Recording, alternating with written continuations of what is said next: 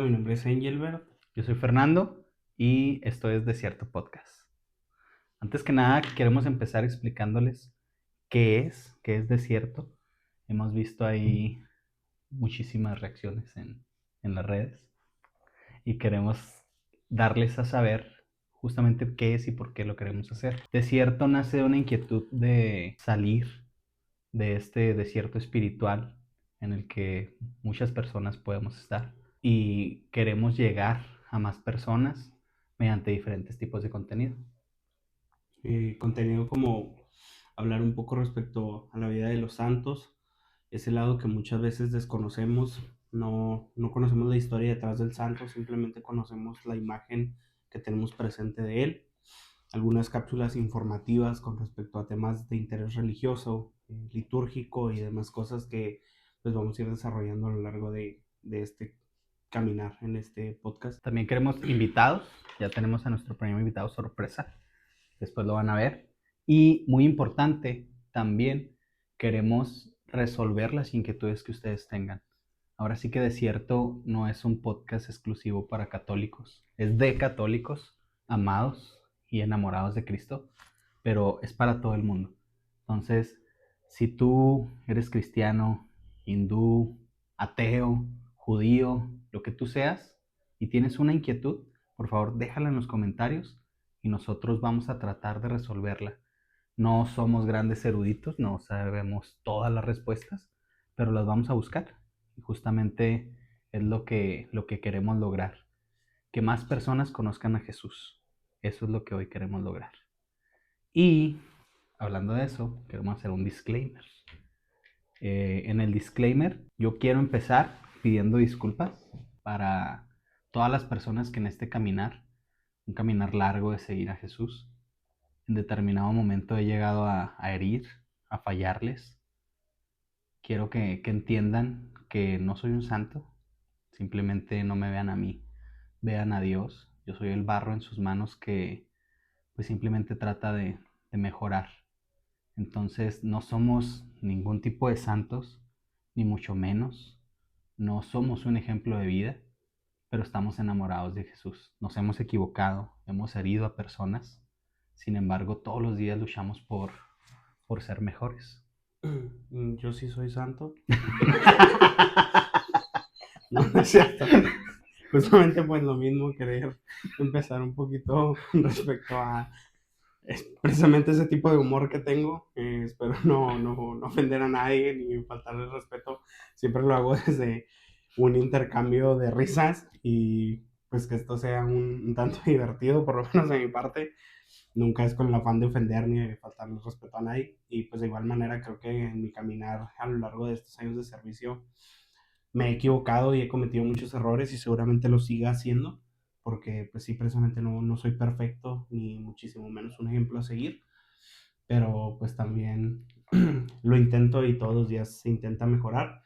Precisamente por eso tomamos esta iniciativa de hacer un poquito este caminar en el desierto y de ahí nace el nombre, ¿no? De cuando el hombre está más vulnerable, cuando el hombre está más sensible en el desierto, pero también es cuando el hombre escucha a Dios o cuando Dios le habla al corazón. Claro, de hecho nos inspiramos en una cita bíblica que dice, te llevaré al desierto y ahí enamoraré tu corazón. Muchas veces no entendemos el por qué tenemos cierto tipo de pruebas o silencios de Dios, en el que creemos que simplemente fue una etapa cuando estábamos en confirmaciones, en el grupo de jóvenes o en cualquier otro lado y Dios fue algo, pero ya no será. Lo que hay que hacer es seguir caminando y buscando estos oasis que pueden ser la vida de los santos. La vida de los santos nos dan energía, nos dan agua viva, porque ellos más que nada vivieron una vida de acuerdo al corazón de Jesús. Y antes de mostrar nuestro contenido, queremos decirles que vamos a hablar de una persona que fue poeta, fue filósofo, fue actor, sobrevivió a 2 atentados, estuvo en la ocupación alemana y también luchó contra el comunismo. Entonces, es una vida súper interesante y hoy les vamos a hablar de el Papa Juan Pablo II, mejor conocido como Karol Wojtyła. Nació en el año de 1920 en Polonia, el 18 de enero, en Waldowice, Polonia. No sé si lo estoy pronunciando bien, si hay un polaco ahí viéndonos, discúlpeme. No, no hablo polaco. Tal vez tú sí, ¿verdad? Decir, no, yo sí hablo polaco. Yo no hablo polaco, pero fue el menor de 3 hijos. Y lo interesante de esto es que era su hermano mayor, después nació una niña y esta niña falleció 6 años antes de que naciera Juan Pablo II. Entonces, cuando él llegó, cuando llegó Carol más bien, a la vida de la familia Wojtyła, fue una gran alegría para la familia porque habían perdido a su hija. Polonia venía de una etapa, nació después de la Primera Guerra Mundial y no se les reconocía tal cual como un país.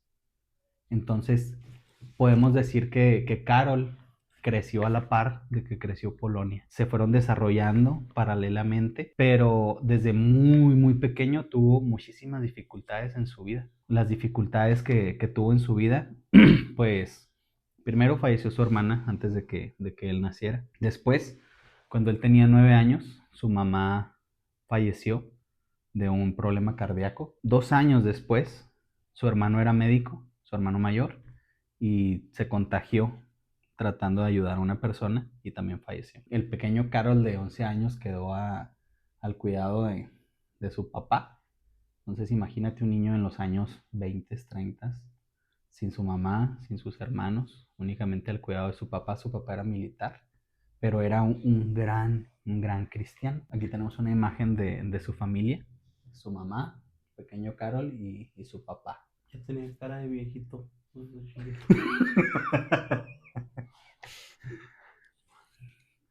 También, es muy importante saber que vivían muy cerca de la iglesia. Entonces, desde chico al pequeño Carol se le conocía como una persona muy mística, porque 2, 3 veces al día andaba en la iglesia, como mi mamá ahí en la iglesia de atrás cuando era sacristán. Pero él era muy místico. Esta es una imagen de su hermano, y desde muy pequeño empezó a sentir a Dios realmente en su vida. Tuvo una infancia difícil, pero feliz, de la mano de Cristo, hasta que llegó el año de 1939, en donde empezó toda la ocupación de Checoslovaquia y demás cuestiones europeas que dieron inicio a la Segunda Guerra Mundial. Entonces, en la Segunda Guerra Mundial empezó todo un movimiento antijudíos, justamente de Europa del Este. Cuando empiezan los alemanes a invadir, este mapa nos va a ilustrar, a invadir Polonia, ellos vivían muy cerca de Cracovia. Entonces los alemanes empiezan a invadir la frontera polaca y Karol y su papá quieren huir hacia el otro lado.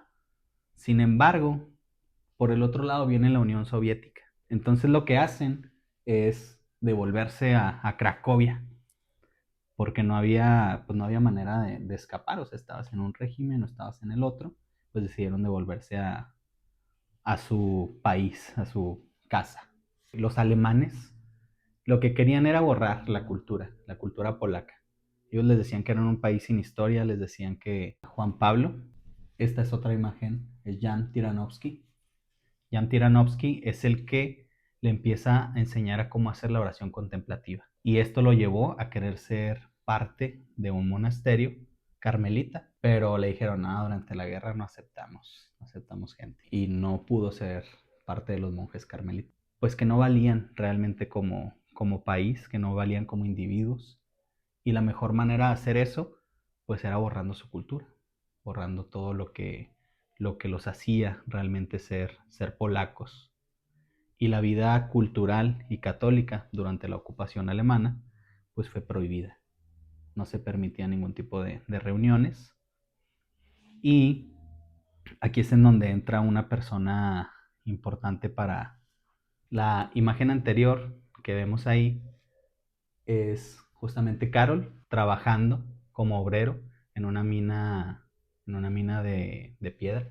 Y tiene algo muy, muy interesante, porque si tú no tenías permiso de trabajo en la época alemana, pues te sacaban del país, te mandaban a campos de concentración.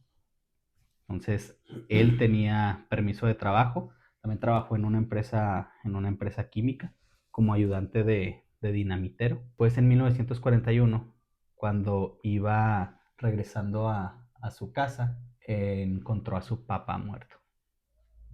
Encontró a su papá muerto en su casa, y de las palabras de San Juan Pablo II es: perdí a todas las personas que quería, e incluso a las que hubiera querido, como mi hermana mayor, que murió 6 años antes de que yo naciera. Tenía alrededor de 21 años, 20 años, y dice que es el momento en el que más solo se sintió en el mundo. Se quedó huérfano, se quedó sin papá, se quedó sin hermanos, se quedó absolutamente sin nadie. Se unió a una resistencia que se llama UNIA, y esa resistencia tenía dos ejes: el eje guerrillero y el eje cultural. Como habíamos dicho, el régimen alemán lo que quería era borrar la cultura de los polacos. Y aquí justamente tenemos a Juan Pablo II siendo parte del ala cultural, siendo uno de los fundadores del teatro rapsódico en Polonia. Pues era un teatro clandestino, en donde también se corría el riesgo de, si lo encontraban haciendo eso, pues también se iba a los campos de concentración. Y esto que vemos aquí es un camión. El 29 de febrero de 1944, cuando regresaba del trabajo, fue atropellado por un camión. Entonces, pues era uno de los guerreros más fuertes de Dios. Llovía sobre mojado. Llovía sobre mojado, exactamente. Fue atropellado. Era un camión alemán, lo dieron por muerto, pero afortunadamente logró sobrevivir. Y con esto viene una de las partes fundamentales de la vida y el papado de San Juan Pablo II, que vamos a ver más adelante, que es el no tengas miedo. Porque él comenzó a pensar que su vida realmente tenía un sentido. Se salvó de muchas cuestiones, seguía vivo, y Dios lo iba guiando por un camino misterioso que ni él conocía. Cuando fue 1945, cayó el régimen alemán. Sin embargo, empezó otra guerra. Empezó la guerra contra los comunistas. Los comunistas eran todavía más intolerantes a la cultura católica. No permitían ningún tipo de reunión, porque se pensaba que estaban haciendo ahí ¿cómo se dice? Rebelión social. De rebelión, tiene otra palabra, pero no recuerdo. El caso es de que mientras estaba todo esto del régimen alemán, él ingresó a un seminario clandestino también. Y en ese régimen prohibido justamente fue cuando empezó sus estudios de seminarista, y fue ordenado sacerdote en 1945, ya bajo el régimen comunista. Cuando lo hacen sacerdote, al año lo mandan a Roma para obtener su doctorado. Y su tesis doctoral es algo muy, muy impresionante para la edad que tenía. O sea, tenía 26 años. Y fue basada en la naturaleza de la fe, según San Juan de la Cruz. Entonces aquí profundizaba en el encuentro personal del hombre con Dios, y concluía en que este encuentro era el centro de la vida de la persona, y que sin este encuentro perdemos todo lo que era humano. ¿Y a qué vamos a esto? Aquí sí me gustaría hacer un paréntesis y comentar. Creo que hemos tenido muchas inquietudes sobre el encuentro que es con Dios. Tú lo ves más a menudo en los grupos en los que estás. ¿Qué tan importante es el encuentro para las personas? Híjole, yo creo que por lo menos conforme ha ido avanzando un poquito la sociedad, yo lo noté en un cambio generacional de mi generación a las generaciones actuales. No son muchos años de Engelbert diferencia. tiene 40 años. Ese 45. es el cambio generacional. No se crean. Yo soy millennial y él es generación X. Z. O no sé. Es más chiquito que yo. Ajá. Ok. Bueno, el cambio generacional se nota mucho cómo los jóvenes, por lo menos que es con los grupos con los que yo actualmente me interrelaciono, pues ellos reclaman este encuentro con Dios. Ni siquiera es que digas, se hacen servidores para poder tenerlo, o no hay otro método de evangelización que yo note que sea más efectivo que el propio encuentro con Jesús. Entonces todos aquellos jóvenes que se quedan o que realmente son curiosos a la fe es porque han tenido, si no un encuentro que se manifieste de manera fuerte, sí una inquietud de que por ahí hay algo que les llama la atención, que es distinto y que los hace sentir bien. Entonces, respondiendo a tu pregunta, creo que es fundamental. No hay algo más importante, a lo menos en la actualidad, que el encuentro del cristiano para poder continuar en su caminar. Es una gran manera de verlo.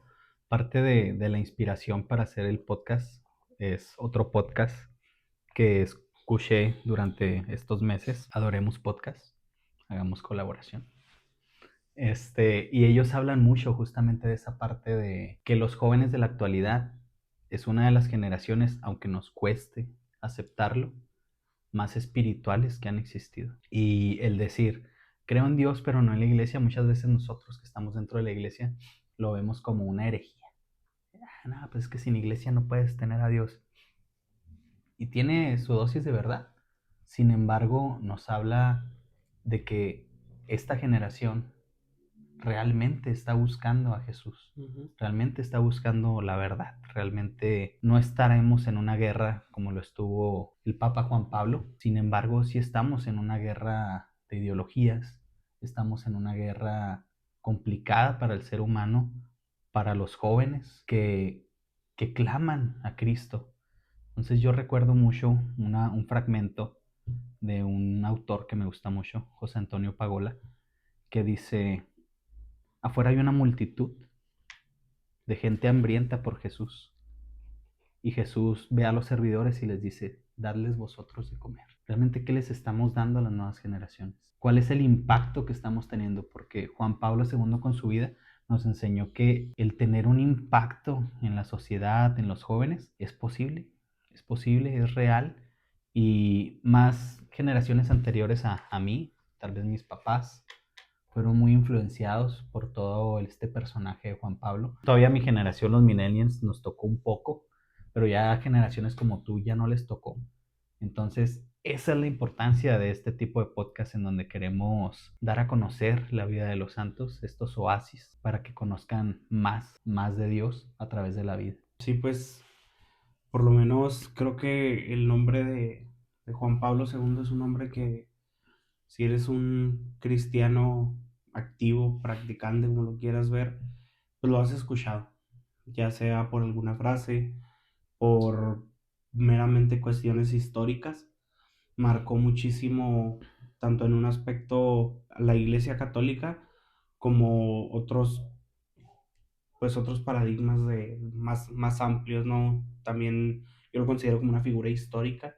Logró muchas cosas que nunca antes se habían visto, o similar a lo que hace el Papa Francisco actualmente, pero pues él fue el pionero, ¿no? O sea, él llegó a romper pues estos estigmas o demás cuestiones que se tenían muy marcadas en la iglesia, y él llegó a hacer una iglesia más fraterna, por eso el Papa de la gente, un Papa que por lo menos yo lo veo en mis viajes o demás cosas al centro y sur de México, una persona adorada, una persona muy querida y que va a trascender, no sabré decirte cuántas generaciones, cuántos años, pero por lo menos la mía y la que sigue van a saber seguramente quién fue, quién era Juan Pablo II. Si le dan mucho amor a este podcast, puede que lo sepan más generaciones todavía, que se quede ahí por la posteridad. Volviendo al tema de Juan Pablo, fue profesor de la universidad y en la universidad había un adoctrinamiento, de la ideología marxista, y parte de las prohibiciones que se hacían eran las reuniones, como ya lo habíamos comentado. Sin embargo, a Carol no le importaba y hacía reuniones en la naturaleza, en la montaña, se llevaba a jóvenes para celebrar misa usando un kayak como altar y los remos como cruz. Entonces el Papa seguía haciendo revolución y era muy peligroso porque si cualquier persona lo hubiera visto, lo hubieran acusado de, pues sí, justamente de alterar el orden y hubiera terminado de otra manera. Sin embargo, Dios tenía un plan específico y con estas personas que él se reunía formó grandes vínculos. Recordemos que era una persona que no tenía familia y ellos fueron realmente como su familia. Lo enseñaron esa parte humana, lo ayudaron en esa parte propia que necesitamos desarrollar. Transcurrió el tiempo y en 1953 el cardenal Wyszynski de Polonia lo proclamó obispo de Polonia a sus 38 años. Me quedan 8 años para hacerme obispo. A sus 38 años lo hicieron obispo y fue uno de los obispos más jóvenes en la historia de Polonia. Y después de eso, él continuó y en 1960 publicó su primer libro, Amor y Responsabilidad. Este libro fue un boom porque hablaba de temas, imagínense, 1960, y hablaba de la ética del sexo, hablaba del amor y el matrimonio. Él decía que la creación es buena y el sexo, por ende, también es bueno, pero el mejor lugar para esto es el matrimonio. Entonces fue tanto el impacto de este libro que el Papa Pablo VI lo invitó a ayudarle para hacer una encíclica, que fue la de Humae Vitae. Y esta encíclica habla sobre la planificación familiar. Otro boom, o sea, imagínense los años 60 de estar hablando de sexualidad abiertamente desde dentro de la iglesia. Habla del pensamiento revolucionario que tenía Juan Pablo II y las personas que estaban a su alrededor lo entendían. En 1962, Juan XXIII empezó el Concilio Vaticano II, ahorita vamos a ver más adelante eso, pero viendo esta cruz me acuerdo de una historia muy particular que nos habla acerca de la tenacidad que seguía teniendo Juan Pablo II. En 1951, un poquito más atrás, rebobinando, se quería fundar la primera ciudad sin Dios, que era Nova Juta, que es lo que vemos aquí. Entonces, así tal cual se proclamó, el régimen comunista dijo que iban a fundar la primera ciudad sin Dios. Sin embargo, el cardenal, el obispo, Karol Wojtyła, dijo pues que no, que el pueblo necesitaba a Dios. Entonces esta cruz la ponían y la quitaban y en la noche volvían a ponerla y volvía a estar como un símbolo de resistencia. Luchó muchísimo para que aprobaran justamente la construcción de esta iglesia y cuando lo aprobaron el régimen comunista dijo está bien, vamos a darles permiso de hacer la iglesia en Nova Juta, pero no van a tener ningún tipo de apoyo del gobierno. No van a tener recursos, no van a tener dinero, no van a tener nada. Y juntó voluntarios. Hizo una kermés, ¿no? Hizo una kermés, hizo una rifa de un pastel. en, la, en donde te ganabas un peso para acá y un peso para allá. Sí. Era lo que hacía. Vendió enchiladas y gorditas. Vendió enchiladas, contrató pura señora de brazo grande para que la gordita quedara. Si tú vas a las gorditas y la señora no tiene brazo grande, no llegues. Está chida. No llegues. O si no trae un mandil de esos mexicanos. O rojo con blanco, así, ¿sí? Con rayitas, pero sin manteca, no sé cómo le hacen. No sé. ¿Tú te preparas un sándwich y te llenas hasta el pelo de mayonesa? Sí, las señoras están ahí haciendo enchiladas y salen con las manos limpias. Creo que se lavan las manos en el aceite caliente, sí. La cara y todo. Ya es una inmunidad que les da Cristo. ¿Qué razón usan crema, no? No, ¿para qué quieres? ¿Tienes los codos más cenizos tú? Sí, fácil.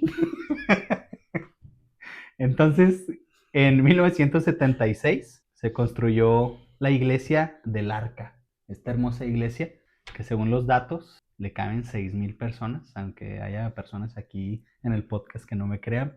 Yo no hice la iglesia. Parece la del Cerro del Cubilete. Yo no fui parte de los que lo construyeron, pero dicen que le caben 6,000 personas. Entonces fue hecha 100% por voluntarios, con recursos de voluntarios. Los arquitectos fueron voluntarios. Y hubo una misa inaugural, claro. Y a esta misa fueron 70,000 personas, a la misa de la iglesia del Arca. Entonces nos habla realmente de la necesidad que tenía el pueblo polaco de Cristo, que aún cuando el régimen les dice que lo correcto es el ateísmo, ellos revolucionariamente deciden agarrar a Cristo como realmente su verdad. Y esto me hace pensar en algo muy, muy interesante, esta anécdota de Nova Juta, que ahorita para nosotros los católicos es muy fácil vivir nuestra fe. Pudiera parecer que no, en esta sociedad descristianizada, en donde no sé si el mundo se ha alejado o la iglesia se ha alejado, pero algo está pasando. Y cada vez ponemos más pretextos para poder vivir nuestra fe. Y ves el ejemplo de los polacos en todos estos décadas de opresión. Primero la Primera Guerra Mundial, después la Segunda, después el régimen comunista. Y era para que su fe se quebrantara y realmente no tuviera nada de fe. Y no, ellos ahí siguieron. La ciudad sin Dios, en su primera misa tuvo 70,000 personas. Entonces nos habla realmente del impacto de Dios en la vida de las personas. Hay pretextos que a veces ponemos para no ir a la iglesia, para no estar con Dios. Cada quien sabrá si son válidos o no son válidos. Nosotros no somos nadie para juzgarlos. Sin embargo, nos habla de lo fácil que es vivir la fe en estos tiempos, pero de lo difícil que lo hemos vuelto. Sí, pues tendemos a no mirar hacia atrás, ¿no? O sea, muchas veces nos quedamos con la frase de el pueblo que no conoce su historia está condenado a repetirla, ¿no? Pues tal vez sería bueno que no conociéramos nuestra historia para repetir este tipo de hazañas de los polacos, de no quebrantarse ante algo tan sencillo. Entonces borren el podcast. No sé. Pero no tomarlos como ejemplo, ¿no? No desistir ante el más mínimo pretexto. Muchas veces se nos hace complicado salir, caminar, no sé, 5 o 6 cuadras, que es la distancia a la que esté la iglesia más cercana, y acercarte. Muchas veces me es complicado entregar 1 hora al día de mi vida, 1 hora a la semana inclusive, pero pues qué bonitos ejemplos de una unión, no solamente de un hombre que llegó a la santidad, sino de un hombre que caminó con su pueblo en este trayecto de evangelización, en este trayecto de llevar más allá de tan solo su santidad, sino de guiar a un pueblo completo, un país completo, y tomarlo como ejemplo es algo muy bonito. Algo que dices ahorita, que un hombre que caminó con su pueblo rumbo a la santidad, me recuerda al ejemplo de Cristo. De Cristo vino justamente por su pueblo y vino, era un Cristo cercano, era un Cristo unido con su pueblo. Y muchas veces hemos dejado de ser cercanos con las personas que no conocen a Cristo. Recuerdo a alguien que decía, a veces el único evangelio que van a leer las personas es tu vida. Entonces, ¿qué ejemplo estamos dando? ¿Qué estamos generando nuevas Polonias o estamos generando nuevas Novajutas? Esa es una de las preguntas que a mí me dan muchas vueltas en la cabeza, y esperemos esto mejore, esperemos justamente ser un puente para aquellas personas que tienen cualquier tipo de inquietud, que no saben si volver porque alguna vez estuvieron, o que si no saben si sería lo correcto. Hoy les queremos decir que esta es la señal. Vuelvan a casa, vuelvan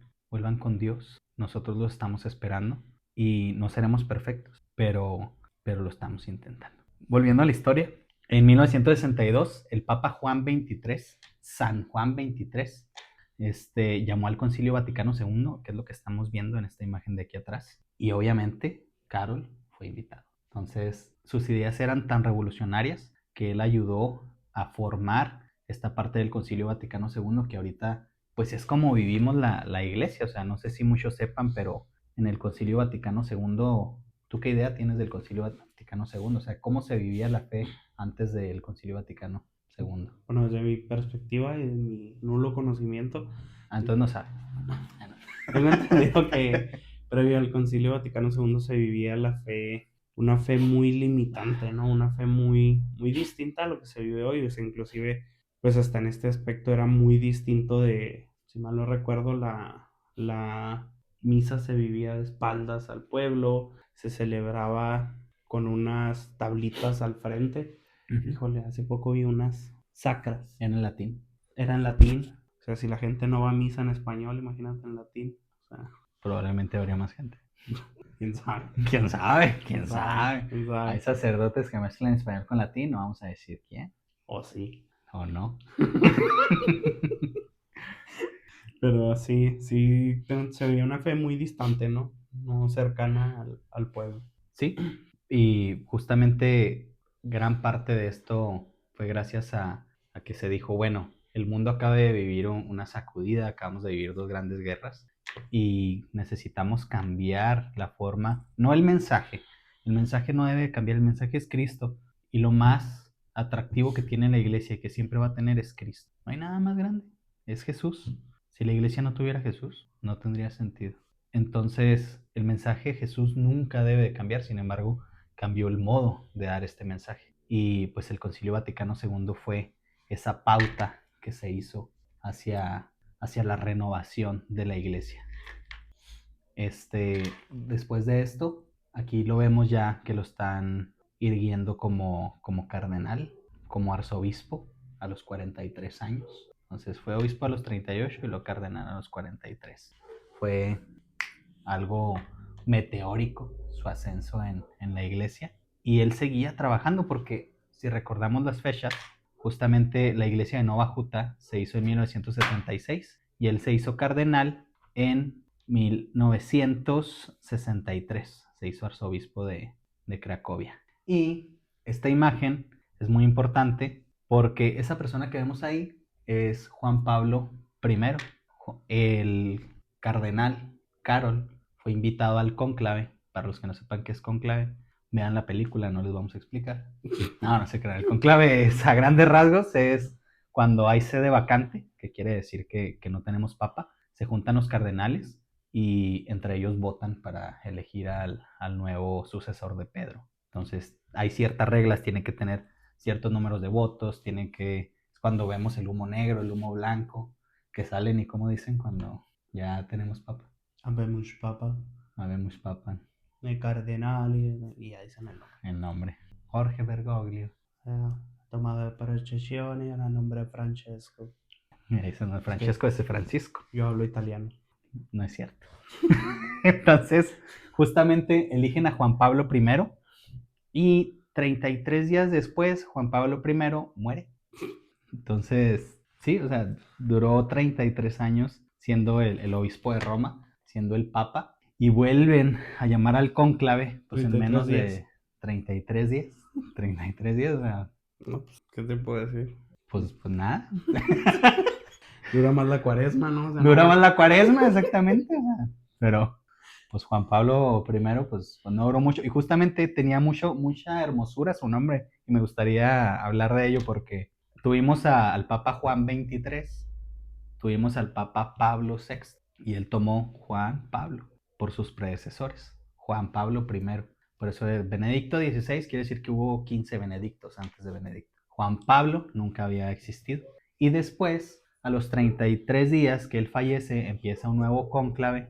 Es cuando eligen a Juan Pablo II, que toma justamente la inspiración de su nombre, de Juan Pablo I. Entonces podemos decir que 3 papas antes. Ya se llama Juan Pablo. Exacto. Juan, Pablo. Pablo, Juan Pablo y Juan Pablo II. Entonces es una cadena muy bonita que hubo ahí entre los sumos pontífices. Y algo de lo que leía mientras hacía toda esta investigación era que los cardenales sintieron que Dios les estaba hablando y les decía que tenían que hacer un cambio porque pues un papa 33 días que falleció por causas naturales, que se veía fuerte, que se veía entero, tenía 68 años si mal no recuerdo, entonces falleció de un problema cardíaco y eligieron al primer papa no italiano en 455 años. Entonces rompió una racha de papas italianos y también fue el primer papa eslavo de la historia. Eslavo es una parte de Europa, así se le conoce a las naciones eslavas. Él fue el primer papa eslavo de la historia. Entonces, si recordamos lo que dijimos ahorita, el siglo XX fue un siglo de miedo, o sea, fue el siglo de miedo, del terror. El mundo estuvo trastornado por la Primera Guerra, la Segunda Guerra, el comunismo, todas estas partes que estaban creciendo en el mundo. Y el primer discurso que tuvo Juan Pablo II fue no tengan miedo. Y son palabras que hasta la fecha resuenan. No tengan miedo. Y siempre lo decía, no tengan miedo, no tengan miedo. Y hoy a las personas, también les queremos hablar a las personas que viven su fe fuertemente, que son católicos, cristianos, que son judíos, que sean lo que sean, pero vivan en Dios y Y si eres católico, no tengas miedo. Ahorita pudiera parecer contracorriente ser católico, tener una vida católica, casarse, tener los sacramentos, rezar el rosario, pudiera parecer como algo incorrecto. Sin embargo, hoy las palabras de Juan Pablo II resuenan más fuerte que nunca y nos dicen, no tengan miedo.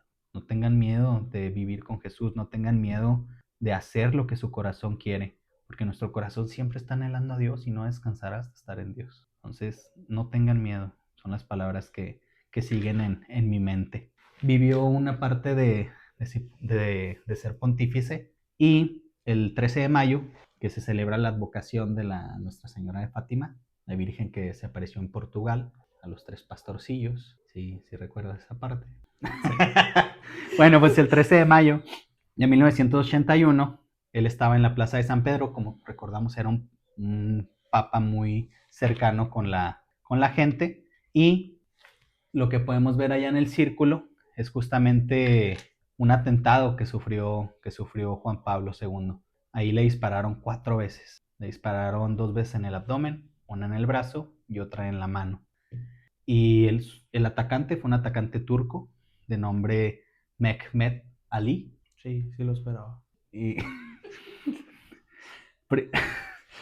primero, su primera versión dijo que actuó solo, que él estaba actuando solo bajo el estatuto del Estado Libre de Palestina, Israel y demás. Siempre dando problemas. Y, pero después se dijo que fue parte de una conspiración. Todo esto se cree, no está obviamente nada confirmado, pero que fue un ataque planeado por parte del régimen comunista. Como recordemos, todo lo que viene siendo de los comunistas estaba prohibido, la religión católica en Polonia. Entonces, cuando eligen al papa, un papa polaco, la gente estalló en alegría y empezó esta parte de la revolución polaca para librarse del régimen comunista, y obviamente a los soviéticos pues no les gustaba eso, no querían eso, y por eso se dice que pudo haber sido un ataque derivado del régimen comunista. Sin embargo, bueno, lo agarran, lo llevan ante un juez italiano y lo sentencian a cadena perpetua. Pero 2 años después, el Papa lo visitó en la cárcel, a Mehmet Ali, habló con él durante 22 minutos y lo perdonó. Perdonó a la persona que lo pudo haber matado. Esta parte del perdón también a veces nos cuesta mucho. Una ofensa no la podemos perdonar y el Papa abogó por su agresor para que fuera liberado. Entonces fue con el presidente de Italia y le dijo, dale el indulto por favor. Y gracias al Papa le dieron el indulto y lo deportaron a su natal Turquía, en donde lo apresaron porque se había escapado de la cárcel. Pero el Papa lo perdonó. Después de esto salió, ya muchos años después salió de la cárcel y se hizo cristiano. Justamente hay una historia muy bonita en donde va él a la tumba de Juan Pablo y le lleva flores, le lleva sus respetos, porque el encuentro con Dios nos cambia. Y me imagino, me pongo en los zapatos, si yo hubiera sido Juan Pablo, no, pues no sé qué hubiera hecho. Realmente, ¿tú qué hubieras hecho si hubiera sido Juan Pablo II? ¿En qué momento? O sea, ya te dispararon, ya te recuperaste. No, pero ya te recuperaste. ¿Qué harías? No, pues sí está difícil. O sea, muchas veces puedes decir de aquí para acá que lo perdonarían, ¿no? Porque estás viendo un ejemplo y como buen cristiano no puedes decir, no, pues al Chile yo voy a la iglesia, a la cárcel y le digo, oh, qué bueno que estás aquí o algo así. O sea, no puedes decirlo, pero seguramente sería lo que todos haríamos. Entonces, una vez más demostrando el por qué este meritorio de santidad, demostrando lo que Cristo haría en el mundo. Eso era lo que quería ir, o sea, ¿qué es lo que haría Cristo? Porque me pongo en el lugar de Juan Pablo II, o sea, ir a perdonar a tu agresor hasta la cárcel, hablar con él, entenderlo, ponerte en sus zapatos, pero también me pongo en el lugar del agresor. ¿Qué lo motivaría? A ciencia cierta no lo sabemos. Sin embargo, el encuentro que él tuvo con Cristo a raíz de la figura de Juan Pablo II, el impacto que tiene, o sea, te traté de matar y ahora vienes a la iglesia, me perdona, a la cárcel, me perdonas y todavía abogas por mí para que yo sea liberado. Entonces, el encuentro con Cristo nos cambia. Y muchas veces decimos, anuncia y denuncia. Yo le tengo que decir a la gente lo que está mal, porque soy un católico muy bueno y si no les digo, estoy mal. Sin embargo, el que juzga es Dios y a nosotros nos toca aceptar a todos como vengan. Somos la Iglesia Universal, somos la Iglesia Católica y estamos aquí para todos. Hay una frase muy trillada tal vez que dice, Dios te ama como eres, pero no te va a dejar así. Entonces, primero Jesús, su manera de evangelizar era, primero los aceptaba. No les decía, uy, no, si quieres estar conmigo, primero tienes que utilizar este tipo de ropa, tienes que hablar así y tienes que tener estas creencias. No, Jesús primero los invitaba. Después de eso, ellos al tener el encuentro con Dios, su convivencia, su actitud cambiaba para bien. Entonces, en esta parte, Juan Pablo II, como imagen de Cristo en la tierra, pues hizo lo que Cristo probablemente haría. No lo sabemos porque no somos Cristo, pero el perdón es inherente en el alma de Juan Pablo. Y después, bueno, antes de esto, porque esto fue 2 años después, más bien el atentado de él fue 13 de mayo de 1981, que dijimos que era la fiesta de la advocación de Fátima. Él sobrevivió y después de eso, el 12 de mayo de 1982, fue a Portugal a agradecerle a la Virgen de Fátima porque él dijo, una mano disparó, pero otra mano guió las balas. Él siempre dijo que la Virgen María lo había cuidado y lo había protegido para no morir en ese atentado. Sin embargo, el 13 de mayo de 1982, bueno, fue la noche del 12 al 13, ahí no se ponen mucho de acuerdo, del 12 al 13, pero que fue a Portugal a agradecerle a la Virgen y un cura español ultraconservador llamado Juan Fernández Cron intentó matarlo con una bayoneta. Entonces tuvo un atentado y en menos de un año, casi al año, tuvo otro atentado. En su momento se dijo que no, que lo habían anticipado antes, que no le había pasado nada. Sin embargo, cuando fue la muerte de Juan Pablo II, el cardenal Stanislao Suiz dijo que no, pues que no había sido así, que realmente el sacerdote, ex sacerdote Juan Fernández Cron sí había herido al Papa y que las vestiduras se habían manchado de sangre, pues es vestidura blanca. Entonces lo que él decía era que Juan Pablo II era el comunismo encargado en la iglesia, encarnado en la Iglesia Católica. Entonces pues no tiene mucho sentido porque él luchó contra el comunismo en su natal Polonia. Muchas personas lo catalogan como una persona trastornada, a este Juan, y pues cometió algunos otros crímenes después de esto. Creo que ahorita todavía sigue con vida y pues ahí así está. Creo que vive en Holanda, algo así. No investigué mucho de él porque no tenía sentido. Sin embargo, ahora lo atacaron desde fuera de la iglesia y ahora lo atacan desde dentro de la iglesia. Y vamos a otro punto muy importante. ¿Cuántas veces nosotros como católicos atacamos a nuestros hermanos que están dentro de la iglesia? ¿O cuántas veces nosotros nos sentimos atacados? Y no, es que ahí me hicieron mucho daño, es que yo no puedo perdonar. Sin embargo, pues al Papa lo atacaron con una bayoneta. Una bayoneta, para los que no sepan, es el cuchillo que se ponía en los rifles de antes, más o menos como de 30 centímetros, en la punta del rifle. Ese cuchillo, con ese lo atacaron. Entonces, hemos atacado como católicos, nos han atacado como católicos. Sin embargo, el Papa sigue siendo ese ejemplo de que sean ataques físicos, ataques morales, ataques espirituales. Nuestra fe no está en las personas, sino debe estar en Cristo. Sí, pues, qué ejemplo, ¿no? O sea, verte agredido un 13 de mayo de 1981 Sí. y luego en la noche del 12 al 13 de 1982, de la misma fecha, justo un año después. Si yo fuera el Papa, no sé, creo que primero que nada ya le tendría miedo, ¿no? El 13 de mayo. Para empezar. 13 de mayo. No, yo no salgo. Una burbuja y no me muevo. Segundo, pues creo que nos da un gran ejemplo de nuevo de resistencia, no solamente física, sino pues él no cambiaba, ¿no? Porque también es muy importante señalar que a pesar de estos atentados y los supuestos motivos detrás de los atentados, él nunca cambió su manera de ser, él nunca cambió pues vaya, su pontificado, nunca dejó de ser ese papa que empujaba a la iglesia a ser más cercana. Entonces, qué difícil es que el ser tan cercano te haya costado 2 atentados y no dejar de hacerlo. Y no dejar de caminar hacia adelante.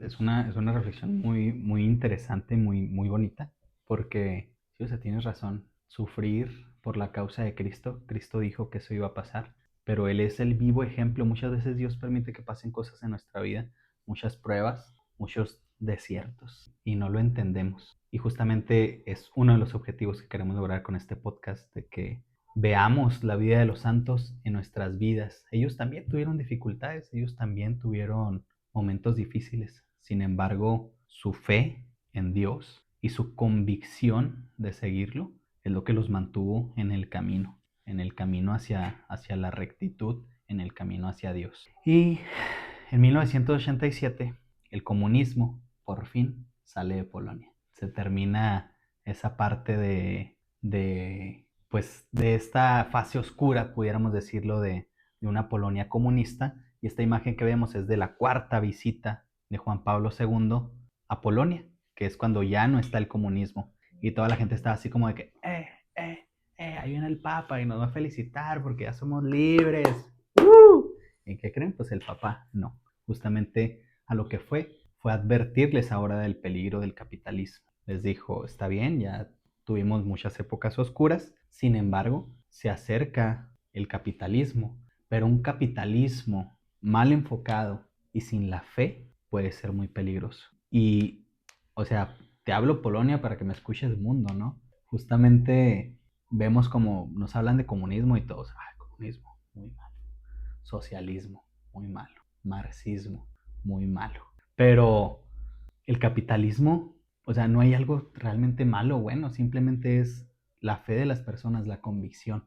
Porque Polonia resistió durante el comunismo y ahora sigue resistiendo bajo el capitalismo. A lo que quiero llegar es justamente que lo decía un sacerdote en la homilía de estas semanas pasadas, que decía, justamente en el estado de Chihuahua acaban de aprobar una ley para el aborto, y decía que no debíamos estar preocupados, porque si nosotros como cristianos tenemos realmente nuestras convicciones puestas en Cristo, ese tipo de reformas a la ley y demás no debe de afectarnos en nuestro núcleo familiar. Entonces, crear familias en Cristo, crear un ambiente, y es justamente lo que el Papa quiso decirle a Polonia. Sí, pues se me hace muy interesante el punto que tomas al principio, ¿no? Como cuidado con el capitalismo, porque pues lo vemos muy claro, se ve hasta en los billetes de $1, o no sé cuál es el que lo giras y dice, In God we trust, o sea, Claro. creemos en Dios, y lo último que Estados Unidos te refleja es a Dios, ¿no? Entonces, creo que es precisamente de lo que viene a advertirles el Papa, de cuidado con salir de un bache para caer en una zanja, ¿no? Claro, pero tampoco podemos generalizar. Ah, no, claro que no. O sea, en esta parte que decimos de Estados Unidos hablamos de la cara, justamente, Ujú. que vemos ahorita en la actualidad. Sin embargo, eso no quita que dentro de esta parte oscura, o esta parte oscura de la historia, no puedan surgir santos dentro de esto mismo. Y gracias a toda esta parte de que se quitó el comunismo y demás de Europa del Este, desaparece la Unión Soviética, todo esto empieza a llegar a América Latina. Y el Papa critica fuertemente algo que se conoce como la teología de la liberación. Es un tema muy extenso del que pues ahorita no lo vamos a abordar. Sin embargo, habla sobre la unión del comunismo con la ideología cristiana, y pues no es el Papa decía que eran incompatibles totalmente el comunismo y la ideología cristiana. Pero eso es un tema para otro episodio. En 1994, bendito sea el año, le diagnosticaron al Papa una variante de Parkinson. No bendito porque le dio Parkinson, sino bendito porque pues, nací yo en 1994. Sí, no había que aclarar, ¿no? Entonces, sí, tampoco porque pues, falleció Ayrton Senna en 1994. Pobrecito Ayrton. Pero en 1994 le diagnosticaron una variante de Parkinson. Pero el Papa siguió trabajando. O sea, el Papa fundó las Jornadas Mundiales de la Juventud. El Papa siguió trabajando para el mundo. Entonces, en esta parte tuvo reuniones con musulmanes, con hindúes, con judíos, para alcanzar un mundo mejor. Entonces, parte de lo que escuchaba, dándole créditos a Adoremos Podcast, es de que el ecumenismo, hablamos mucho del ecumenismo, y creemos que el ecumenismo es cuando los cristianos se van a hacer católicos. Sin embargo, el verdadero ecumenismo, como lo vemos aquí, es respetarnos entre nosotros y entender que ellos también pueden tener a Dios, que en ellos también puede estar el Espíritu Santo. Y hablamos ahorita de los cristianos porque es lo que tenemos más a la mano aquí en nuestra realidad, en nuestro contexto, en nuestra sociedad donde nosotros vivimos. Sin embargo, el Papa era un luchador realmente, y él quería un mundo mejor y quería dar la cara de Cristo realmente hacia el mundo.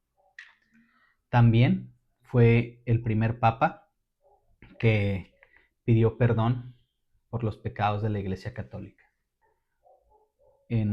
Este fue un episodio que cimbró al mundo, esta parte de cuando pidió perdón por los pecados de la Iglesia Católica, porque 9 días después de que lo hiciera en la plaza de San Pedro, fue al Muro de las Lamentaciones, que está en Israel, y depositó esa misma oración y pidió perdón a los judíos por las atrocidades que habían cometido durante todo este tiempo.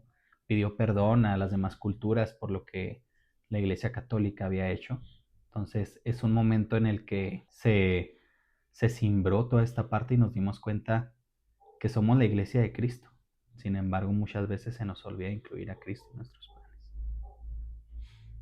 Y ya por último de su vida, el 2 de abril del 2005, el Papa Juan Pablo II falleció.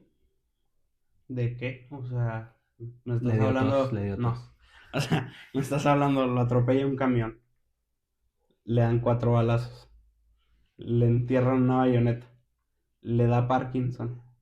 Y que me digas que le da tos y salgan a decirme papa de muerto. No. O sea, yo te digo no. ¿Le dio tos? No, yo te digo, o sea, despiértalo, está dormido. No. No, o sea, No, sí le dio tos. sí. Falleció de tos. No. No, no creo. No, fueron complicaciones, ya tenía una edad muy avanzada y todos estos atentados y demás, su enfermedad era una enfermedad degenerativa del sistema nervioso y pues fue causando estragos. De hecho, los que lo recuerdan, lo fuimos viendo aquí en las imágenes, pues era un papa fuerte, se veía, y poco a poco se iba viendo más deteriorado en su estado físico. Y esto también no tenemos que dejar de lado que fue un papa viajero. Visitó más de 100 países. A México lo visitó 5 veces. Le gustaba. Le gustaba, No decía, lo culpo. México siempre fiel, decía el papa. Juan Pablo, hermano, Ya eres mexicano. Claro. En esta parte era un papa viajero, y cuando le da la enfermedad del Parkinson, eso no lo detuvo. Él siguió y siguió y siguió hasta su último suspiro. Él siguió rigiendo la Iglesia de Cristo. Algo de lo que me gustaría saber, bueno, más bien platicar, es, ¿sabías todo esto del Papa? No, la verdad es que no. Conocí algunos aspectos, algunos puntos, como el atentado por parte del sacerdote. Desconocía por completo la identidad del sacerdote. Lo vamos Y a traer al podcast. ojalá no. O hay que catearlo bien, ¿no? No. Sí. Nada, que agarra aquí el trofeo de Sí, Mónaco. no, sí, ¡Traca! Si le dio un papa que no le hará un cristiano más, ¿no? O sea, imagínate. Entonces, Bueno, sí conocí algunos puntitos. ay, aparte, si te ve con esa cruz, va a creer que eres obispo. O sea, No, claro. o sea, Orgullosamente misionero, ¿eh? sí, que no te veía así como más. A pesar medio kilo. Está rellena de plata, nomás que para mantener así el aspecto. La humildad. La humildad, claro. Claro, claro.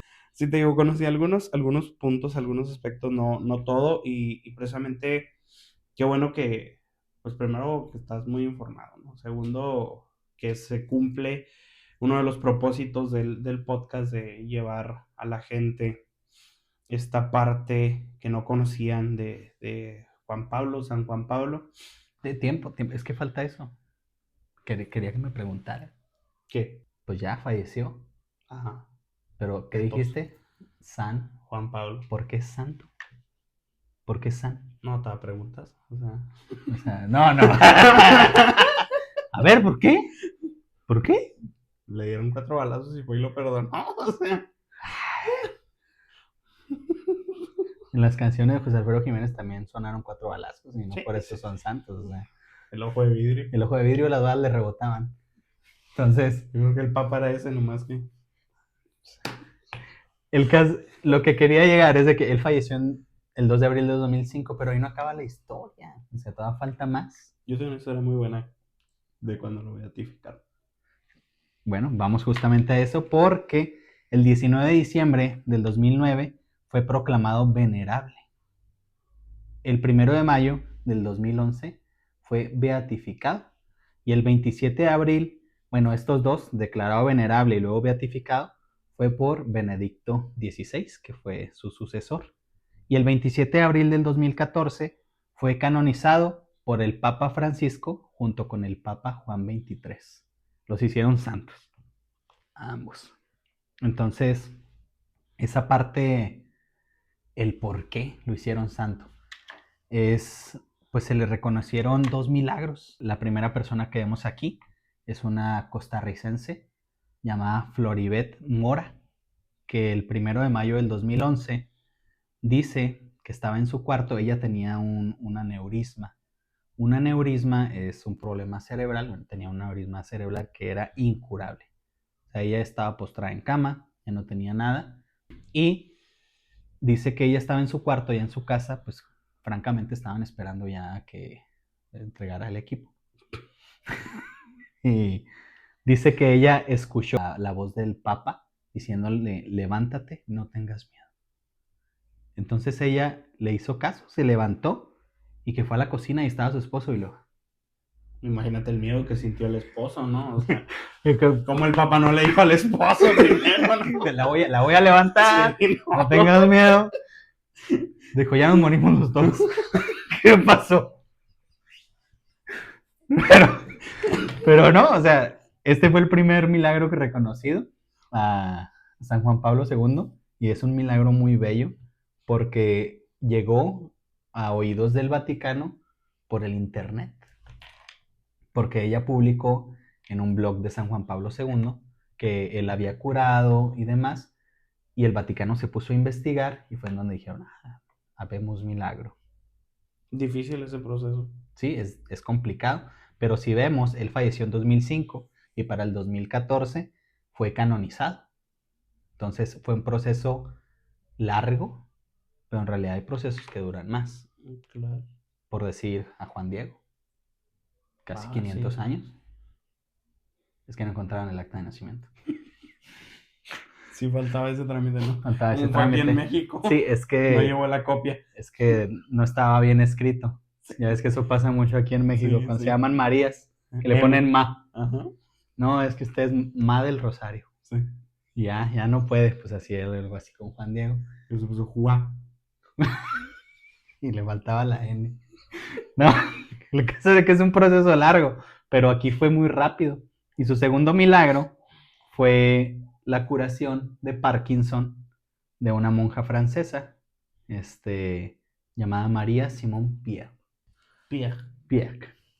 Entonces, a ella la curó el Parkinson. Ella decía que se sentía muy unida a San Juan Pablo II, porque al igual que ella padecía esta enfermedad y ella ya estaba destinada a estar en una silla de ruedas por el resto de su vida.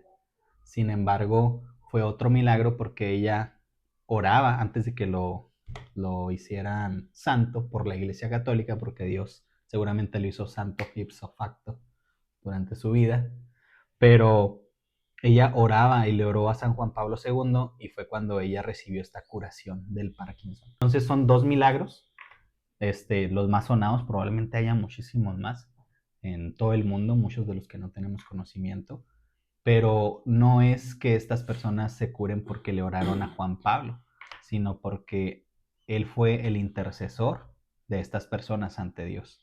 Eso es muy importante y lo vamos a abordar en otro de los episodios, pero cuando decimos que oro, no quiere decir que, ay, San Juan Pablo, cúrame por favor, ¿no? O sea, es justamente San Juan Pablo intercede por mí ante Dios para yo obtener la curación.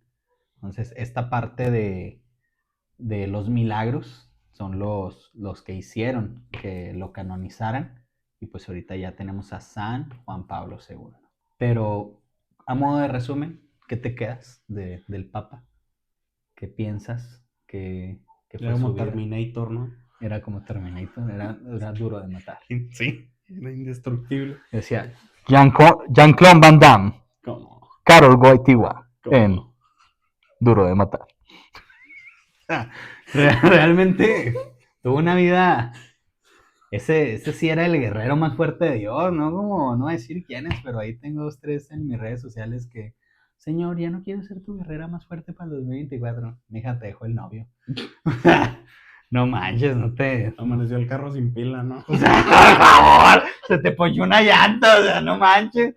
Mira todo lo que le pasó a Juan Pablo, ese sí era el guerrero más fuerte de Dios. A modo de resumen me quedo con, pues, la perseverancia. O sea, la perseverancia impresionante, no solamente en su pontificado, con estos atentados y demás cuestiones, sino desde el punto de cómo seguía el ejemplo de Jesús, de Cristo, en todo momento.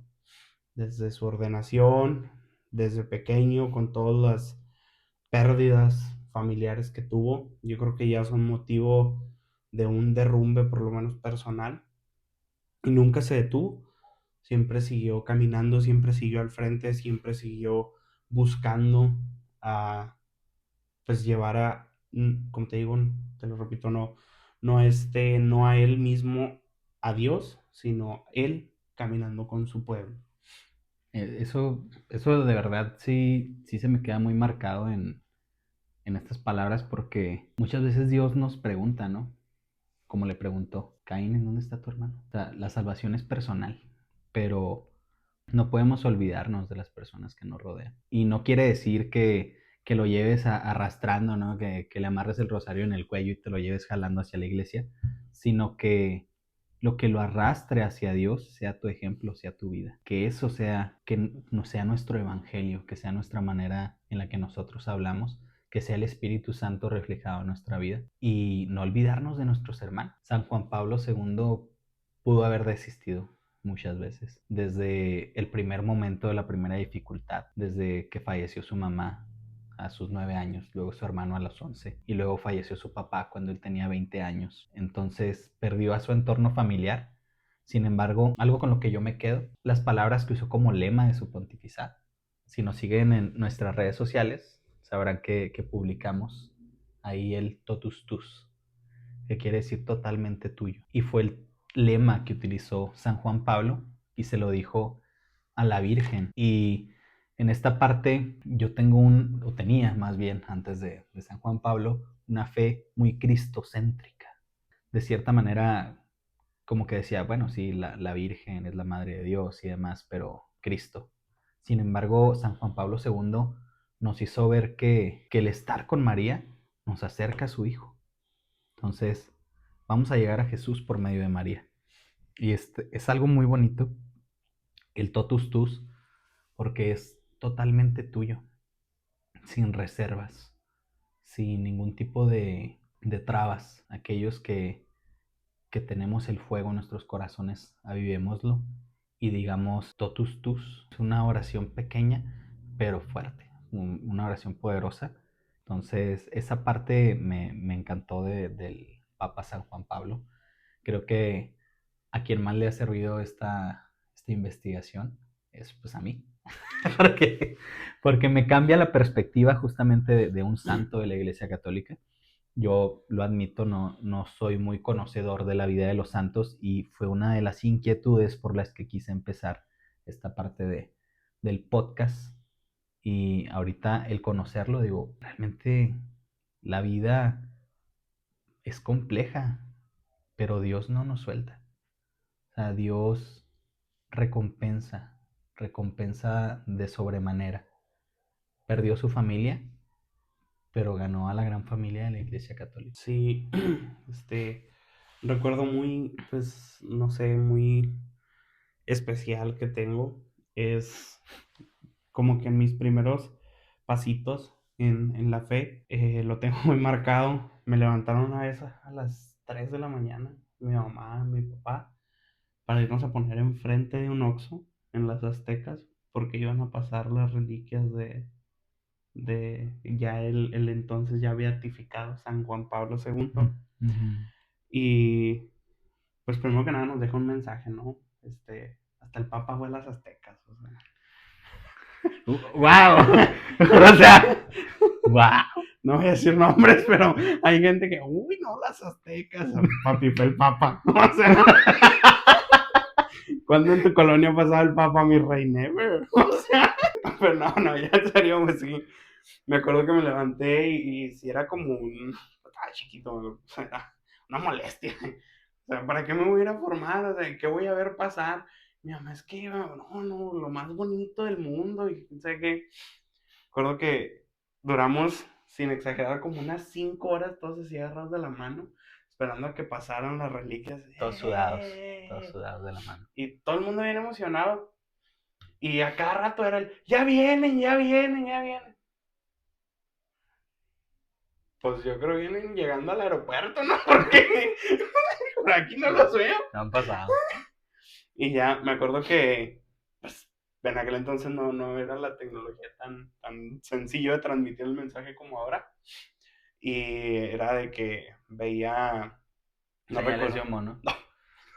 no recuerdo bien a la persona, si mal no recuerdo fue Víctor, que le marcaron, ¿no? O sea, en aquel entonces tenía el teléfono, era premium. Tenía Viper, ¿no?